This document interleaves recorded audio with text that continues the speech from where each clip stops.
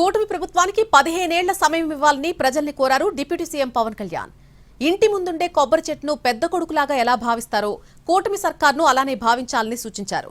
తమ పాలనలో తప్పులుంటే ప్రజాస్వామ్యయుతంగా విమర్శిస్తే సరిదిద్దుకుంటామని చెప్పారు. అయితే వైసీపీ నేతల బుద్ధులు ఇంకా మారలేదని, సోషల్ మీడియాలో ఇష్టానుసారం కామెంట్లు పెడుతున్నారని ఆగ్రహం వ్యక్తం చేశారు. మారకపోతే తనలోని గట్టిదనాన్ని చూస్తారంటూ హెచ్చరించారు.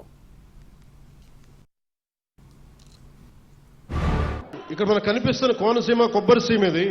ఒక కొబ్బరి చెట్టు మనకి ఫలం ఇవ్వాలి అంటే కనీసం 8 నుంచి 10 సంవత్సరాలు పడుతుంది.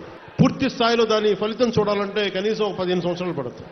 నేను ఈ రోజున మిమ్మల్ని అడిగేది ఎలక్షన్ ముందు అడగట్లేదు, ఇప్పుడే అడుగుతున్నాను. వచ్చే 15 సంవత్సరాలు ఈ కూటమి ప్రభుత్వానికి మీరు అండగా ఉన్నారు. ఒక కొబ్బరి చెట్టుకి మీరు ఎంత కొబ్బరి చెట్టుని పాతే అది 10 దశాబ్దం తర్వాత ఫలితం ఇస్తుంది. అలాగే మీరు పెట్టుకున్న నమ్మకం అన్ని సమస్యని రాత్రికి రాత్రి చేయటం కుదరదు. కానీ నేను మీకు మాటిస్తున్నాను, ఇక్కడ ఉన్న యువత అందరికీ మాటిస్తున్నాను, పెద్దలకు మాటిస్తున్నాను.